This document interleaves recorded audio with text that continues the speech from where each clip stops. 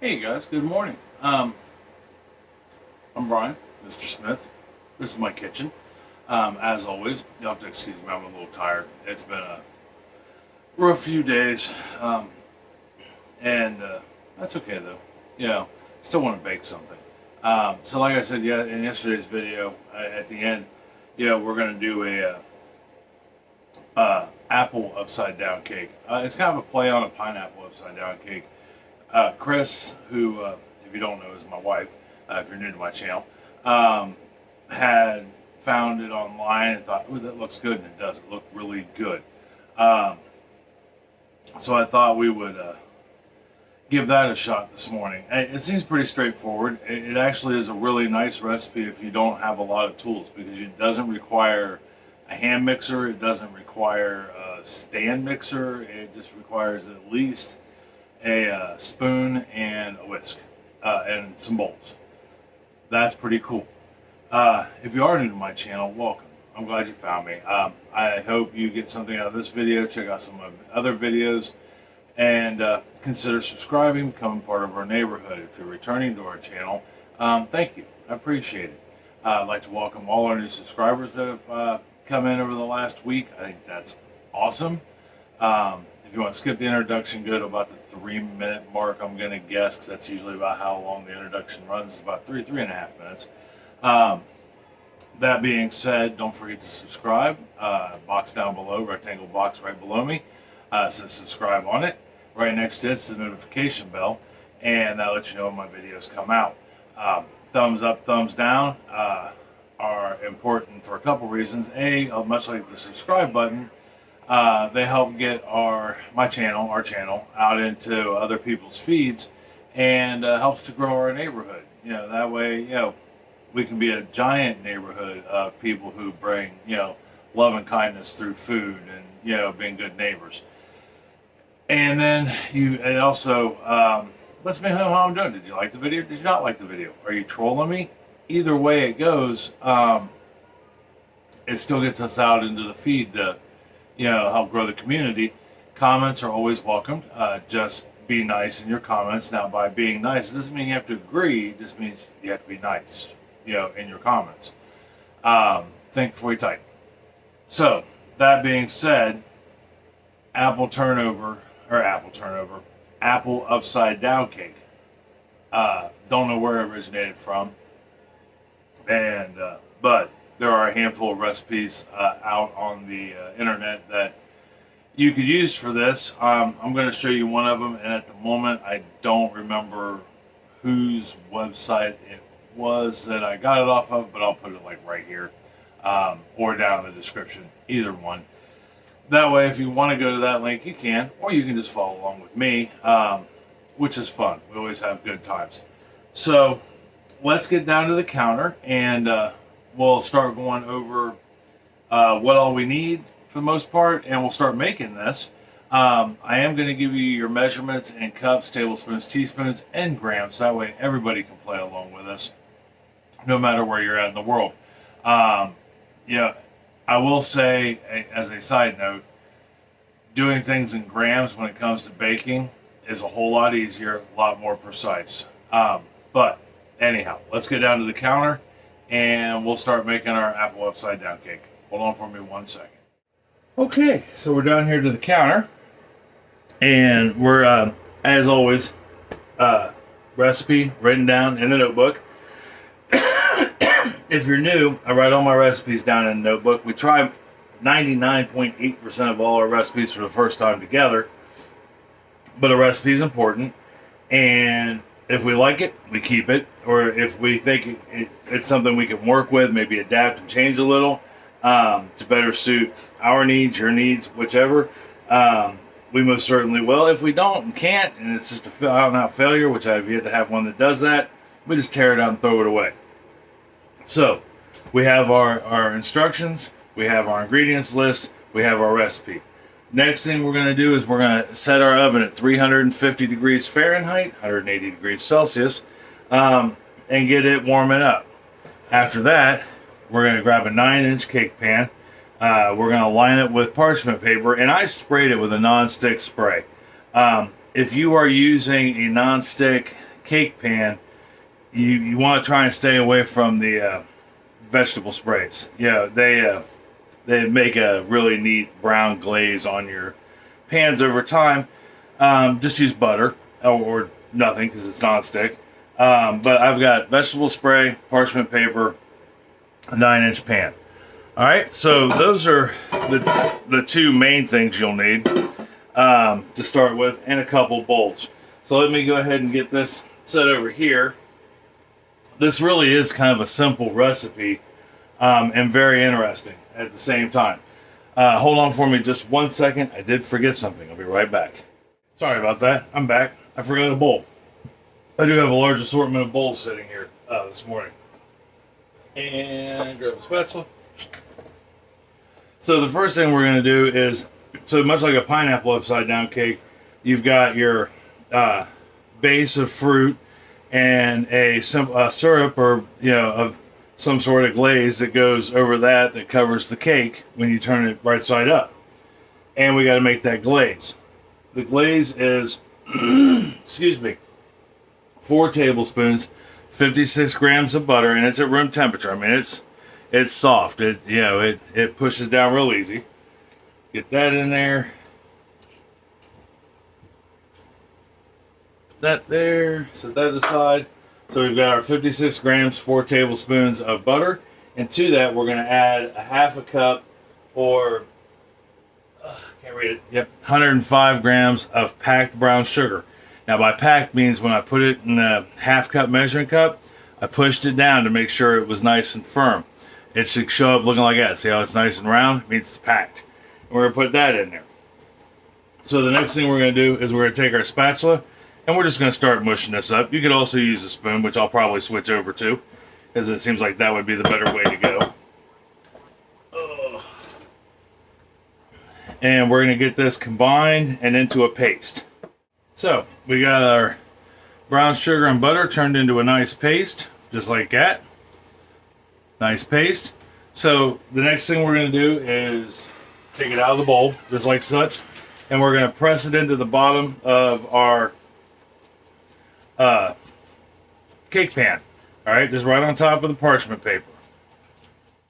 All right, we got our brown sugar and butter in the pan. Now, it doesn't have to be perfect, and here's why. Because when we put this in the oven, this is all going to melt down and become like a syrup. So it's going to spread even anyhow and get all over the apples, which that is the very next step for us.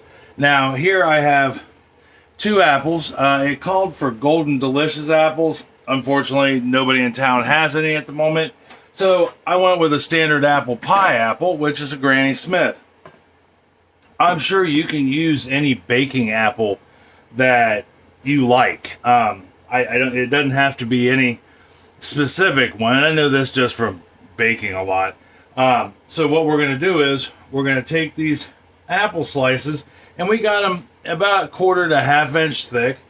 And there's 2 important things. A, you don't want super thick, because then they won't bake in time. But you also want to make sure that you keep your slices as even in size as possible. So you want them all to be about the same thickness. And all we're going to do is we're going to put these in circles, in a circle around the inside of this pan. And you want to use 2, good size apples, because we're looking to try to get a couple layers worth of apple out of this.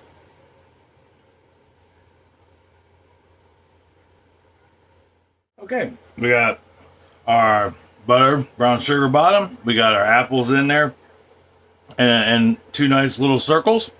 And now we're just going to set this aside. Put that set aside. And the next thing we're going to work on is our dry goods. So what we're going to do next is, in this same bowl, all right, we are going to mix together our flour, which here's our flour. It is 1.5 cups at 180 grams of flour. Go ahead and get that dumped in there. like such. Now, you obviously wouldn't need the extra bowl if you're doing this, because you would just then measure out your flour. And to this flour, we are going to add our sugar at 1 cup, 200 grams, which is right here. And it's just plain old all-purpose white granulated sugar. Same stuff you put in your coffee or cereal or sweet tea or whatever. Whatever you normally put sugar in. We're going to add 1.5 teaspoons, 6 grams of baking powder. And that's going to help our cake get a good lift. And then we are going to add 1 teaspoon, 4 grams of kosher salt. And now if you don't have kosher salt, you could probably use regular salt. This particular recipe called for the kosher salt, but I know if you don't have it, it'll be okay. You just want to be careful you don't overdo the salt, because we're looking to enhance flavors, remember? That's what kosher salt's good for. And then we will take our whisk, and we're going to get this mixed up.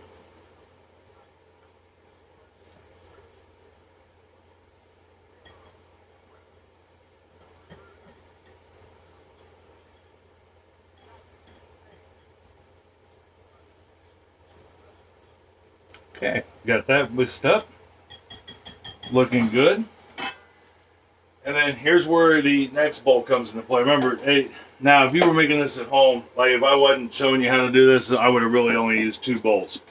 So we're going to take a smaller bowl, and in this I have 2 eggs, large, it's 100 grams-ish, 50 grams an egg, and the egg, the chickens who make these eggs do a really good job at keeping them pretty much all the time at 50 grams. And we're just going to whisk these up, although sometimes they're 49, sometimes they're 51. Yeah, and that's 50 grams out of the shell, just the yolk and the egg white. We'll go ahead and get that whisked up. And to this, we are going to add some whole milk. You know, I got some vitamin D whole milk right here. Suppose you could probably use 2%. But I know you want the fat content in this. Remember, baking isn't always a healthy thing. So if you're trying to watch your waistline, this is probably not what you want to use. But it's a 1/2 cup of milk, 129 milliliters or 129 grams. We'll dump that into there. And then lastly, we're going to add 1 teaspoon, 4 grams of vanilla. And then we'll combine this all up. Okay, got that mixed up. Now we will take our dry right here, and we're going to just make a little spot here in the center for our wet ingredients, and we're going to pour those in there. And we're also going to add 1.5 sticks of melted but back to room temperature butter. And that 1.5 sticks is 171 grams or 12 tablespoons. Put that in there like such. It's kind of like making pancakes. It's really kind of cool. Put that in. Set that in. And then we're just going to take our whisk and we're going to combine this. We don't want to over whip it, but we want to make sure it's combined. Okay, we've got this mixed and combined and fairly smooth. Yeah, see, it's okay if you've got like a couple little lumps in there. It's not going to hurt nothing. Yeah, but you want it smooth. And once again, this is great. We haven't used one electric tool in our arsenal yet. Matter of fact, the only one we're going to use is the one that we're going to bake it with. That's the oven. All right, so now, one last step. This really is a fairly quick and easy recipe.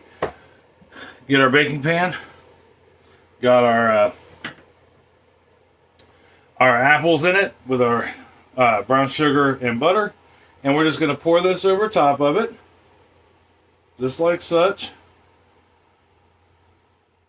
Okay, so we got that poured in there. Now we just take an offset spatula. You can use the back of a spoon. You could use the back of a spatula that you were previously using to scrape your bowl out with. Whatever you have available. And we're just going to even this out. We want to even it out so it bakes even across the board, right? Get that evened out real quick. Now all that's left to do is put this in the oven and bake it. So let's talk about how long we need to bake this for.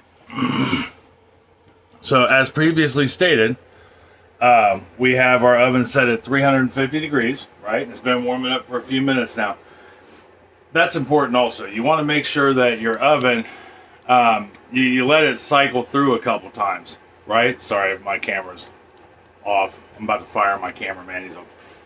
He's lazy. But you want to make sure your oven cycles through a couple times, right? So you hear it goes off to let you know it's ready to go. And then as you're sitting here baking, you'll hear it click on and off a couple times. That means it's cycling. You want it to do that a couple times, about 10-15 minutes of running at whatever temperature you're at. That way you know the whole oven's heated up. So we're going to put this in on the lower third, bottom rack. And we're going to bake this for 55 minutes. We're going to check it at 50. It's just like every other cake we've made so far together. Toothpick test. Take a toothpick down the center, pull it out. If it comes out clean, you're good. If it has a little bit of crumb on it, you're good. If it comes out and it's still got batter all over it, not good. But I'm going to set my timer for 50 minutes. I'll take a look at it and it hits the 50 minute mark, and I'll say, okay, now it needs 5 more minutes, or now it needs, well, and then we'll take it from there. Halfway through, at the 25 minute mark, I'm going to take my pan and I'm going to rotate it 180 degrees so the back becomes the front becomes the back. That way I ensure even baking. Okay? So, let me get this in the oven, and when I come back, we'll take it out, test it to see if it's done, and if it's done, we'll talk about the process for letting it cool and taking it out of the pan. Alright, I'll be right back. Alright, so our timer's about to go off here in 9 seconds. Been sitting here lollygagging the entire time watching a cool movie on YouTube called Doomsday Machine. So we're going to go ahead and get this out of the oven right quick. I know it smells good, looks good. Give me 1 second there and we'll get you down here so you can see it.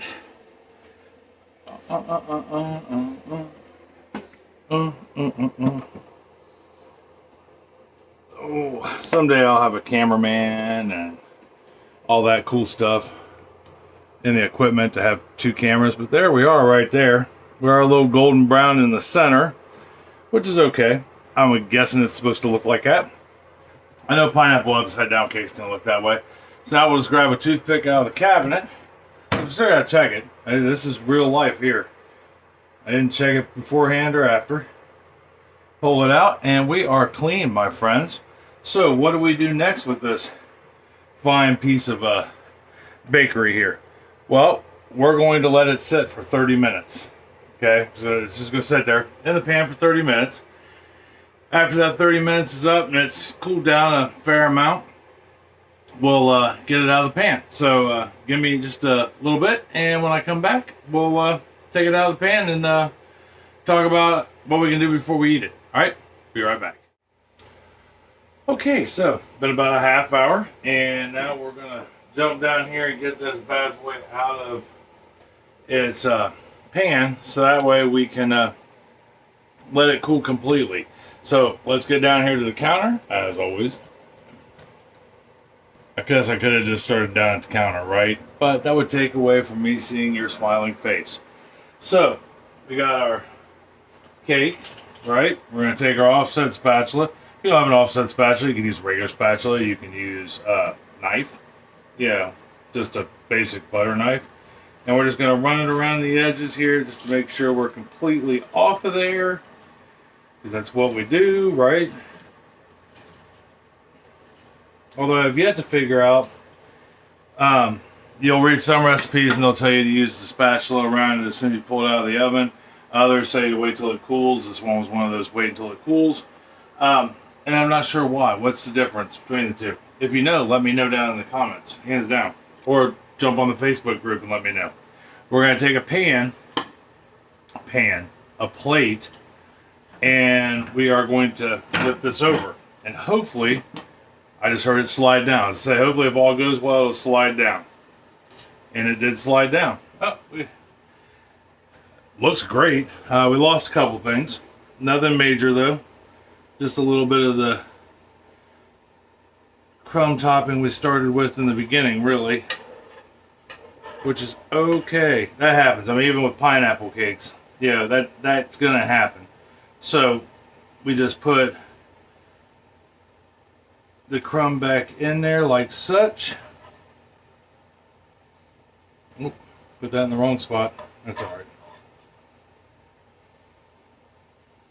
Put that in there like that. Pop that in there like that. That looks absolutely amazing, I dare say.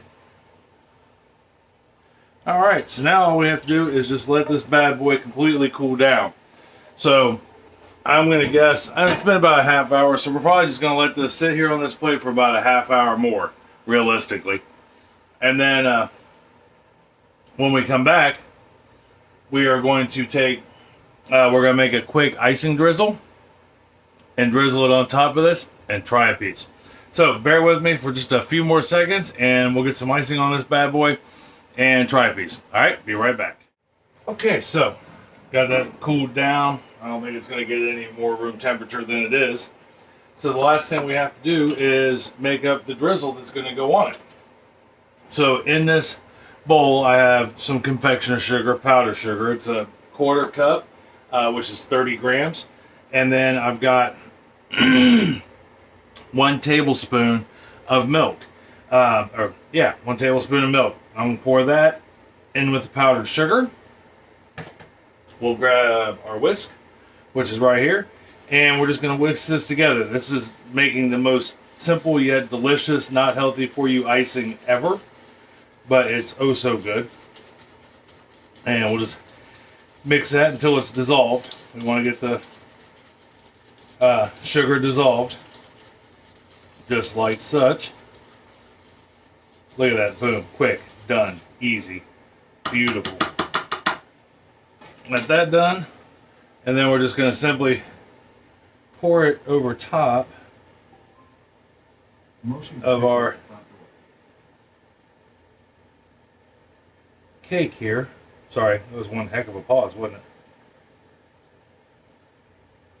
Now, if you want this thicker, you can add more icing to it, or more icing, more powdered sugar to it, or back off the amount of milk that you put in it. Either way, it'll make it thicker and give you more, but this is what the directions said, so this is what we're doing. All right, and there we are. There is our completely finished cake. So all we got left to do now is cut into it and try a piece. So give me just 1 second. When I come back, we will cut into it and try a piece. So I'm back. One of these days I'm going to remember to get all this stuff together and I won't have to ever leave and then come right back. So, that being said, that I say so a lot, let's cut into it and see what we got as far as taste goes. Because I know it smelled great while it was in the oven. It looks fantastic now, but we know that's only 2/3 of the process, right? So we'll get up underneath here. Hopefully my knife, oh, beautiful. All right. Got a little bit of the bottom here, but that's all right. All right. There, my friends, is our cake. Let me get you up here so you can get a good look at it. And we got that lovely layer of apple right there at the top and the crisp on top of that, and then our cake down below that. Oh, I can't wait to try it. My mouth, she is a watering, I'm not gonna lie. So not only am I really hungry, and when you're really hungry, realistically cake is probably not the one thing you want to eat because you'll eat too much of it, but that's all right. So let's give it a try and see how she worked out.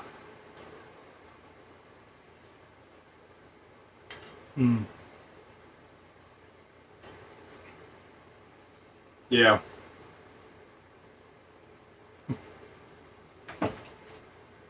It's kind of like apple pie meets apple cake. That's really good. Yeah, I'm really good. I don't know. The Granny Smith apples balance it well, but I honestly think that you could get away with a sweet apple too. Gala, Fuji, something like that. I can't quit eating it. But yeah, that, my friends, that's good. I'm not gonna lie. I like it. Well, I mean, I have no reason to lie. Yeah, I really, other than maybe trying different apples to see what sweetnesses and sours come out of it, a Jana Gold apple would be really good on this. And they're plentiful around here. Yeah, those, I think that would be ideal. I know that's what we use when we can apple slices, and you can't go wrong with them. But give this a try. Let me know. Let me know if you do. I'd be curious to see what you think, because I really like it, hands down. So if you do try this, just leave me a message down in the comments or jump onto Facebook. This recipe, I'm pretty sure, is on the group page, and let us know if you tried it. You know, let everybody know. Be like, dude, this was great, or man, that recipe was horrible. I don't even know what you were thinking. Either way, I'm okay with it because I'd like to know. That being said, I don't know what we're doing next week yet, as always, but I guarantee we'll get together on Wednesday and have dinner, and it'll be something new and fabulous and wonderful. I don't know exactly what I'm going to bake next week yet. I'm really leaning towards a cheesecake that I've been after to make now for a minute. It's a Nutter butter cheesecake done my own way. I'm going to test my skills a little and do something on my own, and or depending on how things go, you guys may get to help me make a really cool birthday cake. We'll just have to see. All the same. But that being said, I love you. I love you very much. I mean that from the bottom of my heart.